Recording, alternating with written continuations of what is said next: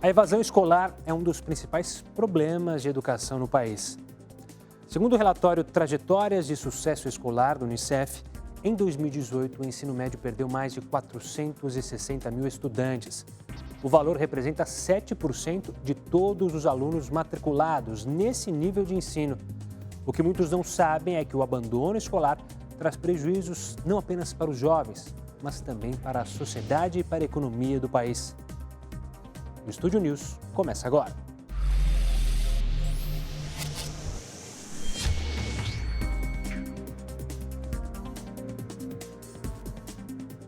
E para falar sobre esse tema, eu recebo Ítalo Dutra, chefe de educação do Unicef no Brasil.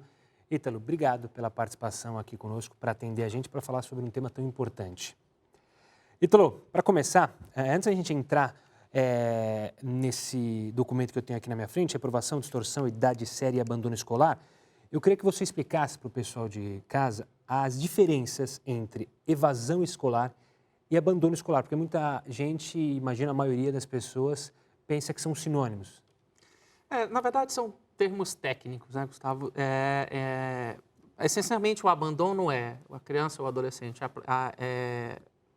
matriculado na escola e, durante esse ano, ele abandona. Ou seja, abandonou os estudos que estava realizando naquele ano. A evasão em algum momento, deixou de se matricular. Então, essa é a diferença mais técnica. Essencialmente, mas o que acho que a gente precisa entender é, de alguma forma, os meninos e meninas que evadiram ou abandonaram a escola estão sendo privados do seu direito à educação. Ítalo, para a gente entrar, então, no assunto, eu quero mostrar alguns dados que mostram como o enfrentamento desse cenário é urgente. Segundo o relatório, então, da Reprovação, Distorção, Idade Séria e Abandono Escolar da Unicef, as regiões Norte e Nordeste são as regiões com as maiores taxas de distorção, idade séria e abandono escolar no país. Essas regiões concentram 54,8% das crianças com 2 ou mais anos de atraso. Já que a gente está falando do Norte e Nordeste, é a situação mais preocupante, o estudo de vocês consegue entender quais são os gargalos que acabam levando a criança a desistir do ensino? Se está relacionado também à família? Como você pode explicar isso para o pessoal de casa? Bom, são vários os aspectos que a gente precisa ou pode falar quando a gente está falando de evasão ou abandono e distorção idade séria. Existem, digamos assim, algumas escutas feitas com os estudantes e mesmo numa das estratégias que a gente tem hoje de busca ativa de crianças e adolescentes fora da escola, que a gente tem observado que existe um fator que aparece com mais frequência, que é, de fato, a escola deixa de ser interessante, em especial para os adolescentes, né? Porque o abandono e a quantidade de meninos e meninas que estão fora da escola, à medida em que vai ficando mais velha, o percentual dessa população é maior, né? No relatório que a gente tem, quase metade dos meninos e meninas que estão fora da escola tem mais de 15 anos, que são na idade obrigatória. Então, são muitos os fatores. Acho que talvez o que mais aparece é a escola não é interessante. Muitas vezes dizer que a escola não é interessante implica em esconder outras razões. Racismo, o bullying, os diversos tipos de violência que esses meninos e meninas às vezes sofrem na escola por parte dos seus colegas, às vezes dos professores, ou do contexto em termos de segurança em que aquela escola se encontra. Esse é um dos motivos.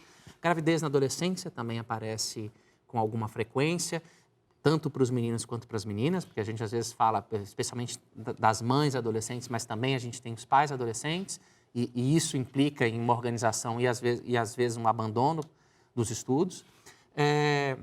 Motivos de doença, tanto dos estudantes quanto da família. Então, os motivos são diversos, né?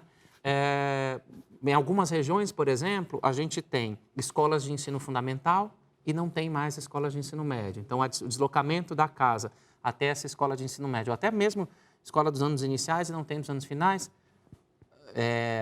pode ser uma barreira, ou seja, a distância entre a casa e a escola pode ser uma barreira que, às vezes, intransponível, ou seja, a criança ou o adolescente abandona a escola porque não tem uma escola razoavelmente próxima do lugar onde ele está.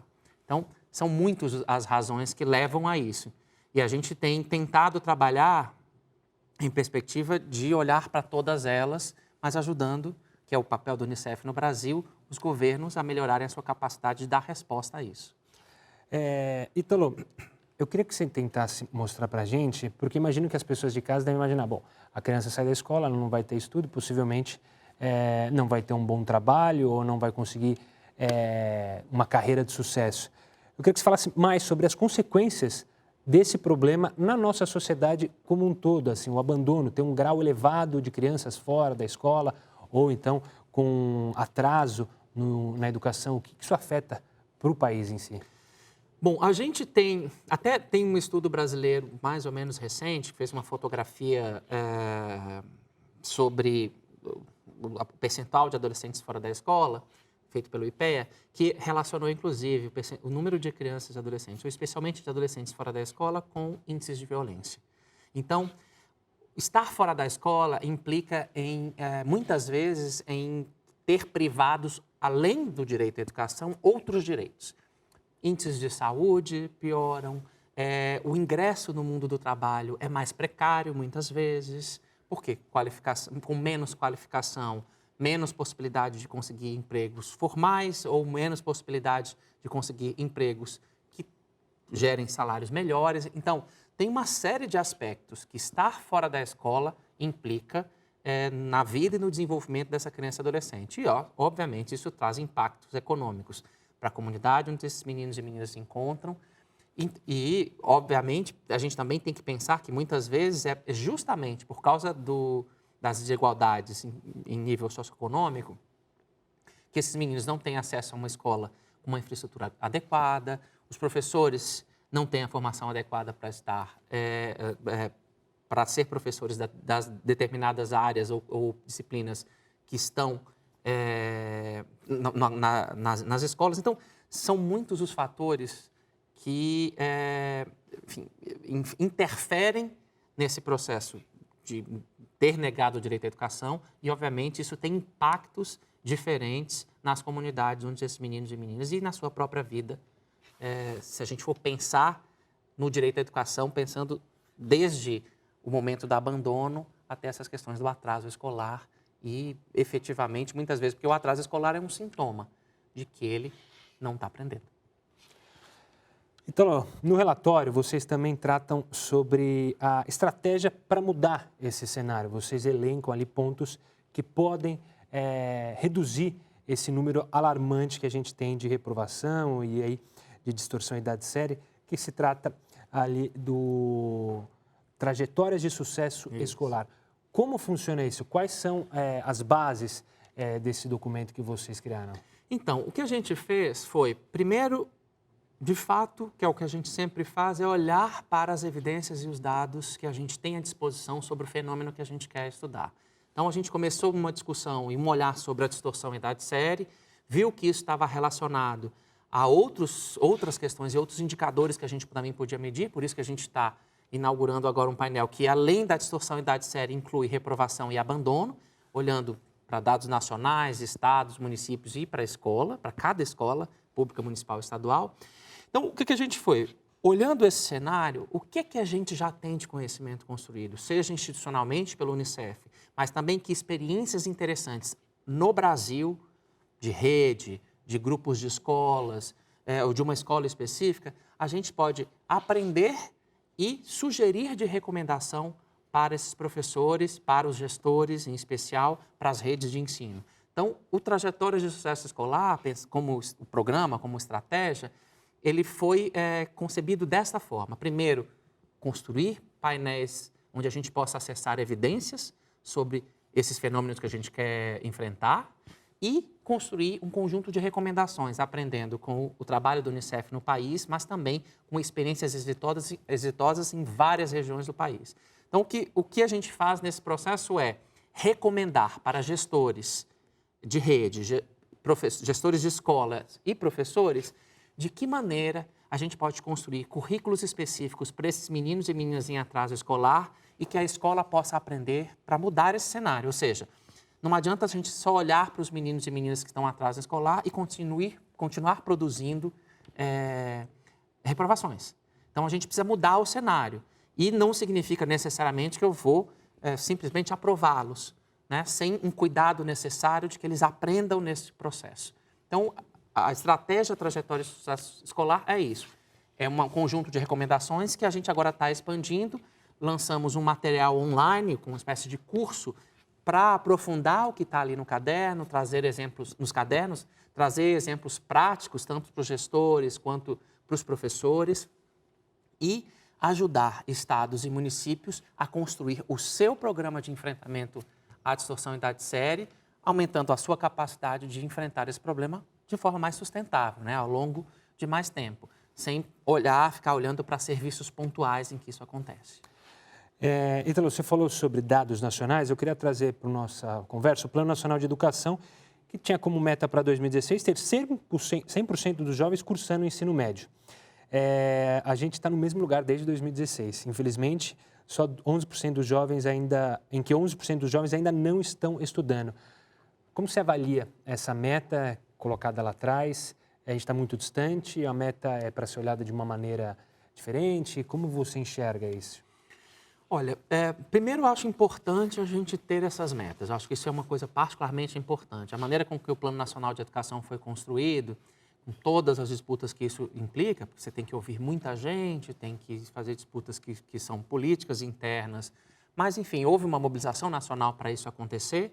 É importante porque eu estou avaliando em que ponto eu estou e como eu projeto metas e ações para resolver isso. Então, acho, em especial, isso particularmente importante. Olhando para a meta propriamente dita, eu acho que para esses meninos e meninas que hoje têm o seu direito negado à educação, não há mais o que esperar. A gente não pode aceitar ou achar que eles podem esperar para ter esse seu direito garantido. Então, é para já. A gente acha que as metas, sim, precisam ser olhadas com seriedade e ações precisam ser construídas para que isso aconteça. No caso do ensino médio em especial, pouco mais de 50% dos meninos em idade de 15 a 17 anos, 55% mais ou menos, estão no ensino médio hoje. E, em especial, o primeiro ano do ensino médio é onde a maior parte deles, o maior número de abandonos acontece. De toda a série, se olhar os abandonos que acontecem desde o primeiro ano do ensino fundamental até o terceiro ano do ensino médio, é no primeiro ano do ensino médio onde essas taxas, de fato, assim, são taxas que quase são 10 vezes mais a taxa dos anos iniciais, por exemplo, né? Do primeiro e segundo ano do ensino fundamental. Então, o ensino médio é onde isso culmina, mas, obviamente, eu não posso olhar só para ele. É claro que a gente tem um problema importante, que já, enfim, existem reformas que estão sendo previstas, o novo ensino médio, que flexibiliza um conjunto de estratégias, de possibilidades de cursar com ênfase específicas em determinadas áreas de conhecimento ou com ênfase em educação profissional, mas isso precisa ser garantido para todos. O que a gente às vezes tem observado e a nossa preocupação como Unicef é entender que para alguns lugares, em muitos lugares eu tenho uma única escola de ensino médio que tem menos de 200 alunos. Se não me engano, 53% das nossas, 56% das nossas escolas de ensino médio têm menos de 250 alunos, o que implica que é quase impossível para essas escolas oferecerem todas essas ênfases. Então, que ênfases vão ser oferecidas para os meninos e meninas mais pobres? Então, o esforço é pensar, obviamente, olhando para as metas do Plano Nacional de Educação, mas também pensar em quem são os atores que precisam estar envolvidos para que essas metas mudem. Então, a escola precisa mudar para que isso aconteça, sim.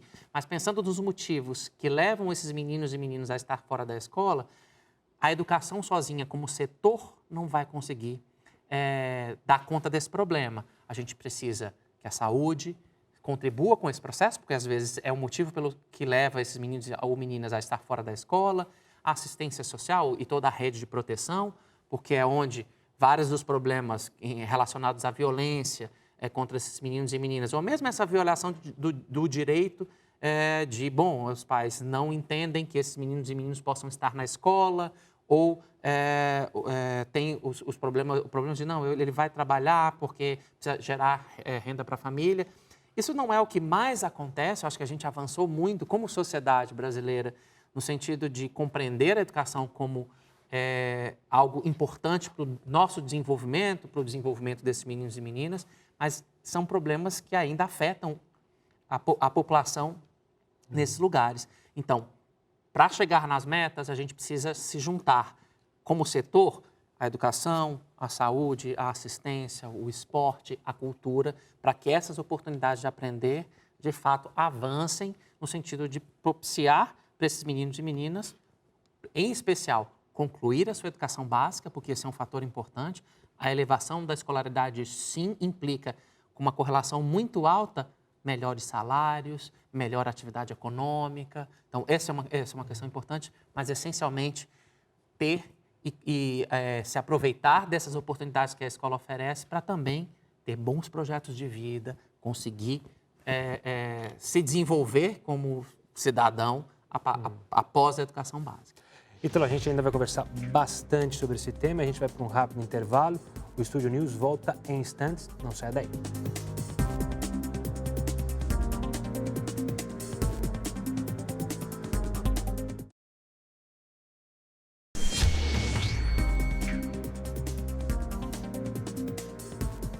O Estúdio News está de volta e hoje eu recebo Ítalo Dutra, chefe de educação do Unicef no Brasil.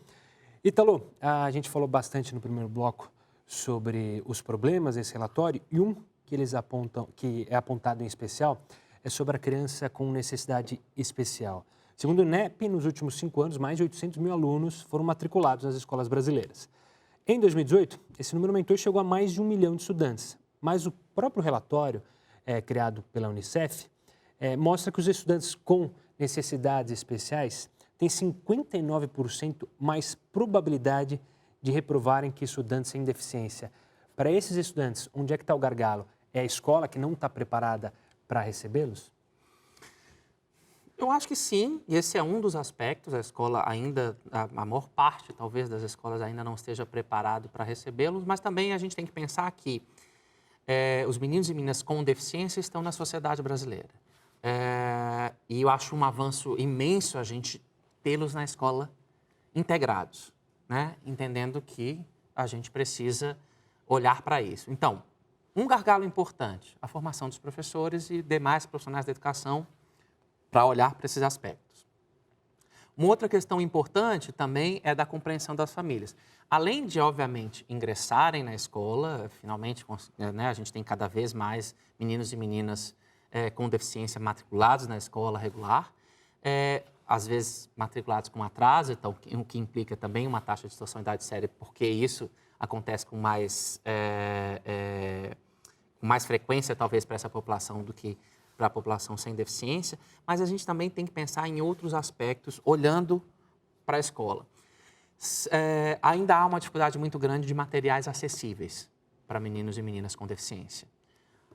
E, portanto, o material que a gente produz para uma criança ou um adolescente sem deficiência precisa ser pensado e organizado e adaptado para uma criança ou adolescente com deficiência. Então, ter mais infraestrutura nesse sentido implica também em olhar até mesmo para os materiais, né? Há programas do Ministério da Educação que, por exemplo, têm colocado os livros didáticos em braille ou traduzido para a língua brasileira de sinais. Então, mas existem, obviamente, outros aspectos de massificação dos materiais acessíveis, entendendo, inclusive, que esse espectro de com ou sem deficiência é muito regulável. Eu não seria classificado como uma pessoa com deficiência, mas eu tenho uma deficiência visual, eu preciso usar óculos para ler, enfim.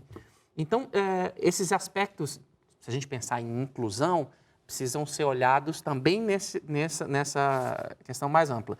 Obviamente, sem o óculos, eu precisaria de letras maiores e uma série de outras questões, que é uma adaptação para a minha necessidade de aprender. A gente está falando isso que é mais concreto da deficiência visual, mas imagina, obviamente, meninos ou meninas que precisam aprender matemática com exemplos mais concretos ou com métodos que sejam diferentes e que não são classificados como sem deficiência e que, às vezes, a gente não tem essa capacidade, porque falta infraestrutura, faltam melhores materiais de apoio, o número de estudantes por professor é alto, o professor tem que estar mudando de muitas escolas. Então, crianças e adolescentes com deficiência que estão na escola são um dos aspectos que precisam ser tratados em relação a isso. É claro que, e o relatório que a gente produziu, os painéis que a gente produziu no site da Estratégia Trajetória de Sucesso Escolar mostram que essa população enfrenta desafios, para além dos desafios de adaptação, de locomoção, de onde eles estão, também desafios dentro da escola. Ítalo, eu queria entrar num aspecto sobre ensino público e particular. A questão entre as duas escolas, há uma diferença muito grande, ou seja, a evasão no ensino particular é menor, não é tão grande como no ensino público, ou não? Isso é algo que muitas pessoas creem, mas na verdade é preocupante também no ensino particular? A evasão, em geral, nas escolas privadas é menor, o abandono nas escolas privadas é menor que nas escolas públicas. Mas também eu acho que o aspecto que a gente tem que levar em consideração em relação à população, em relação a que população atende as escolas, ou seja, está nas escolas privadas e que população está nas escolas públicas.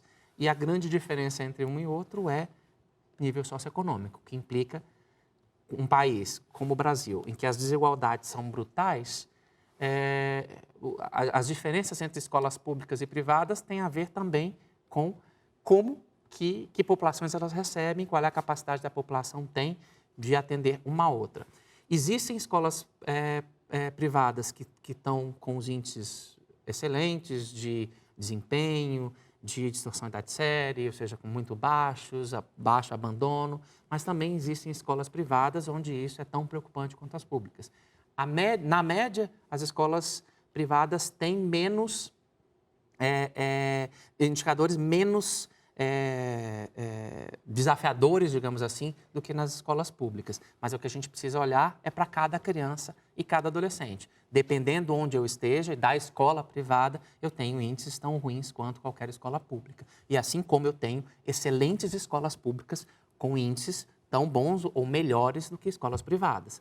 A grande questão aí, de novo, é a interferência de onde essas escolas estão, a que população elas atendem e como os diversos fatores, seja da infraestrutura e formação de professores dentro da escola, até a capacidade dessa criança ou adolescente se deslocar da sua casa até lá e assim por diante, influenciam nesses indicadores. Não é uma resposta simples para nenhum dos casos, né? Não tem uma bala de prata que a gente diga, mas precisa um olhar e um diagnóstico mais aprofundado para cada território. Então, agora eu queria falar sobre um tema que ganhou, principalmente aqui em São Paulo, muita gente vai se lembrar, ficou meio folclórico sobre, na escola pública qualquer um passa. Se criou esse tema da aprovação automática e progressão continuada. Isso existe de fato? Qual é a diferença entre aprovação automática e progressão continuada? Como a Unicef olha para isso? Então, tanto a aprovação automática como a progressão continuada, que são nomes, não são nomes necessariamente sinônimos, né?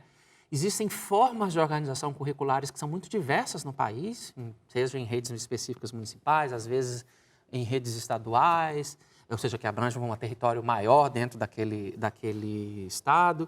Mas a progressão continuada ou a aprovação automática deveria ser algo em que a gente pudesse olhar, ou seja, nosso objetivo é pensar que reprovação não é uma coisa boa. Por que não é uma coisa boa? Porque a gente hoje usa a reprovação como sendo uma estratégia de aprendizagem. Ou seja, eu não aprendi esse ano, eu vou repetir no próximo ano e eu vou aprender. Estatisticamente, isso não funciona. O que acontece é, eu reprovei um ano, a minha probabilidade de reprovar no próximo ano aumenta. Se eu reprovar 2 anos, a possibilidade de eu reprovar mais um ano e sair da escola é ainda maior. Então, como estratégia de aprendizagem, a reprovação, de fato, ela não tem os resultados que a gente gostaria que ela tivesse. A questão é que, às vezes, as pessoas confundem, a aprovação automática significa o estudante está na escola e, independente dele aprender ou não, ele é progredido de uma série para outra. A gente pode questionar se essa progressão em série vale, porque, na verdade, a gente tem percursos e maneiras de aprender que são distintas, porque nós somos seres humanos diferentes. Mas o ideal é que esses meninos e meninas tenham as oportunidades de aprender que os permita ter uma trajetória regular, normal, tranquila. Se a aprovação automática permite isso, ótimo. Se a progressão continuada permite isso, ótimo. A grande questão toda é, eles de fato estão aprendendo? De fato, eles têm a capacidade de se comunicar em diferentes linguagens, que é uma necessidade para a nossa sociedade contemporânea? Eles são capazes de projetar, fazer projetos de vida, ter uma capacidade de se comunicar de uma maneira adequada. Então, tem uma série de questões que a escola, que é só a escola que consegue trazer para esses meninos e meninas, que precisam ser garantidos nesse processo. A gente falou bastante sobre a escola, sobre a infraestrutura, você tocou nesse assunto. A gente falou de professores, eu ainda quero falar mais sobre a questão dos professores, mas sempre quando a gente fala sobre educação, eu tenho a impressão que nós ficamos muito, e os pais também, muito em cima da escola, do governo. O quanto a sociedade pode participar da escola? Porque eu vejo muitos casos, principalmente os negativos, quando a escola parece um disco voador no meio da região. Ou seja, ninguém conversa, ninguém está lá, ninguém se aproxima, os pais não se aproximam dos filhos, deixam os filhos na escola e a escola que o faça. Falta isso um pouco da nossa sociedade entender, e os pontos positivos de escola são justamente essas que unem sociedade e escola? Bom, nas recomendações da Estratégia Trajetória de Sucesso Escolar, a gente trata muito particularmente sobre isso.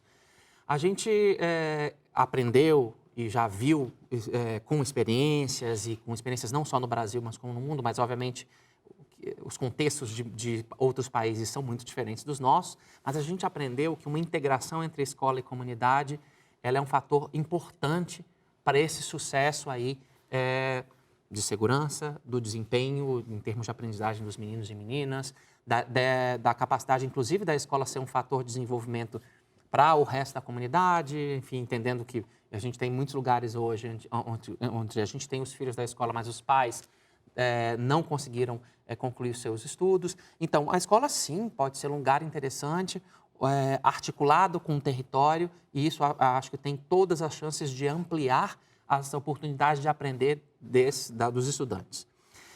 Um aspecto importante, e obviamente isso tem a ver com a gestão da escola, com a gestão da sala de aula, ou seja, com os professores, é como que essa escola se relaciona com a comunidade escolar mais próxima, ou seja, os pais daqueles estudantes, as suas famílias, né, pais responsáveis, cuidadores, e como que essa escola se relaciona com as outras redes. A escola sozinha não dá conta de tudo. Como que a escola se relaciona com a rede de saúde? Porque se esse menino ou se essa menina está na escola, muitas vezes ele está sob um olhar de vários outros adultos que conseguem perceber questões relacionadas à saúde, física ou mental, inclusive, questões relacionadas às violências que esse menino ou essa menina possa estar sofrendo. E para isso a gente tem redes que dão suporte a isso. A rede de proteção social, as redes de saúde. Então, a escola pode ser um fator importante de integração com outras redes. Ela não vai resolver sozinha, mas ela pode fazer esse encaminhamento. Uma relação com a comunidade, em geral, mostra, a gente tem, seja em exemplos de prêmios nacionais, fornecidos, feitos pelo Ministério da Educação ou em outros feitos pelo setor privado, em que exemplos interessantes de uma boa relação escola-comunidade implica em uma boa conservação da escola, uma oportunidade de aprender para esses meninos e meninas na escola mais interessantes, menos evasão. Então, sim, a gente tem bons exemplos e bons indicadores de que isso possa acontecer. Isso não de novo, não é a bala de prata, mas, de acordo com as recomendações que a gente está construindo, é um fator importante que precisa ser levado em consideração. A escola sozinha não dá conta de tudo. Quanto mais integrada ao seu território, melhores oportunidades para esses meninos e meninas e, portanto, menos evasão e abandono, menos distorção em idade série, menos reprovação. A gente está chegando próximo ao nosso final e eu queria fazer uma última pergunta, com um olhar para o futuro, como a Unicef enxerga o futuro da educação brasileira, com um aspecto deixando para você. A gente está vivendo um momento com os professores muito tenso. Isso não te preocupa, ou seja, que a próxima leva de professores seja menor, porque é uma categoria que sofre muito com salários, com uma carreira que não aspira muito, porque o salário é baixo, o respeito dentro de sala é baixo. Isso é um dos aspectos que podem prejudicar a gente lá na frente, se a gente olha para os dados hoje, a gente tem que levar em consideração, olha, a gente tem que cuidar melhor do professor, senão lá na frente vai faltar professor de qualidade para manter o ensino no Brasil? Bom, vamos lá. Não existe escola sem professor, assim como também não existe escola sem o zelador da escola, a merendeira, a secretaria. Não existe, porque a gente precisa de todos esses profissionais de educação para fazer com que as atividades da escola funcionem da melhor forma possível. Mas, certamente, do ponto de vista de lidar com os estudantes, é o professor, é essa figura central desse processo. Não faz sozinho, mas ele é central, ou ela, né? A gente tem visto em muitos países um desencanto com a carreira profissional e isso está diretamente ligado a como a sociedade enxerga esses professores, né? A gente gosta muito, né, de falar da Finlândia e tudo mais, que tem um excelente sistema de ensino. Bom, primeiro a Finlândia tem 500 mil estudantes, o que não dá nem para pensar, não é nem o número de estudantes de um bairro. Tem bairros aqui de São Paulo que talvez tenha mais estudantes que a Finlândia inteira. Então, esse é um problema. O segundo problema é a sociedade finlandesa acredita e coloca a figura do professor com um respeito social que é diferente do nosso. O que implica, obviamente, em melhores salários, mas um reconhecimento social em relação a isso. Eu me lembro que, alguns tempos, eu visitei a Finlândia e comprei um livro quando estava lá, no ranking entre os jovens, pensando quais são as profissões que mais me interessam. Tem, sim, lá na frente, lá em cima médico, mas em segundo ou terceiro lugar era professor de criança e adolescente com deficiência, por exemplo.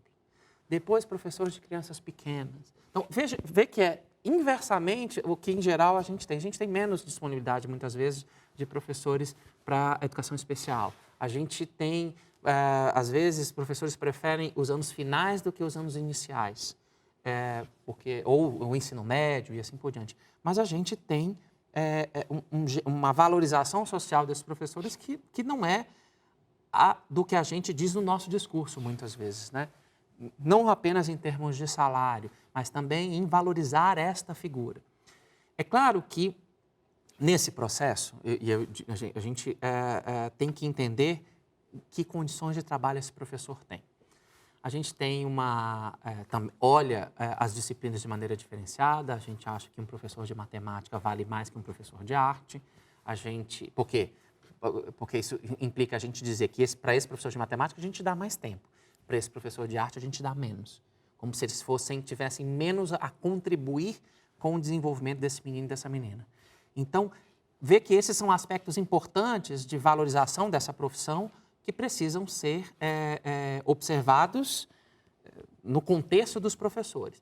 E, é claro, sendo figuras centrais, e, obviamente, além dos estudos e relatórios que a gente vem produzindo, a gente tem estudos da OCDE, estudos do Banco Mundial, e outros que falam da centralidade da figura do professor, tanto no aspecto da sua formação, dos materiais que ele tem à disposição para desempenhar suas atividades e na sua própria capacidade de avaliar, produzir novas intervenções a partir da sua avaliação. Então, essa é uma profissão complexa. Essa é uma profissão que exige dedicação, exige tempo para planejar. De novo, os professores, a gente aceita contratos de 60 horas, então, e um professor de arte, por exemplo, tem que ter 4, 5, 6 escolas diferentes para poder cumprir a carga horária, porque ele dá muito menos aulas que o professor de matemática. Então, esses são aspectos da maneira com que o professor é visto socialmente que precisam ser mudados. A gente precisa entender que todos esses conhecimentos de arte, educação física, história, geografia, matemática, língua portuguesa, língua estrangeira, são importantes para esse desenvolvimento. E que muitas vezes esses professores trabalharem juntos, alguns dos exemplos que a gente recorreu para a estratégia Trajetória de Sucesso Escolar foi bem nesse sentido, trabalhar de forma mais integrada, dar mais contexto e mais sentido à escola para esses meninos e meninas, do que a gente simplesmente ter aquela aula de matemática que não conversa com a aula de português, que não conversa com a aula de história. Então, são vários os aspectos que impactam nessa questão de termos um professor melhor preparado, com melhor condição de melhores condições de trabalho, que obviamente vai implicar em uma infraestrutura da escola que permita isso acontecer, o que obviamente vai implicar em algumas dessas diferenças que a gente vem observando. Mas eu acho assim, dito esse cenário, a gente avançou bastante, né? A gente tem cada vez menos professores sem formação nas escolas, a gente precisa continuar investindo nisso, mas também a gente precisa entender que, socialmente, a sociedade brasileira precisa enxergar o professor de uma maneira diferente, valorizar esse trabalho, né, de uma maneira diferente. Ítalo, obrigado. E só para o pessoal de casa, quem está interessado, esse relatório é aberto, né? Você pode ir até o site da Unicef e vai estar lá para quem é professor, para quem trabalha com a Secretaria Municipal de Saúde, de Educação. Está aberto a todos, certo? Está aberto a todos. O relatório e todos os painéis em que você pode ver os dados do Brasil, de cada estado, a cada município, inclusive da sua escola pública, municipal ou estadual, está no site trajetoriaescolar.org.br, que foi produzido, digamos assim, pelo Unicef e parceiros como o Instituto Claro, que tem nos ajudado no desenvolvimento dessa estratégia. Ítalo, obrigado mais uma vez por participar aqui conosco do Estúdio News e falar de um tema tão importante. Eu que agradeço. Estúdio News fica por aqui. Eu recebi Ítalo Dutra, chefe de educação da Unicef no Brasil. Você pode acompanhar essa entrevista também pelo Play Plus. Semana que vem tem mais. Até lá!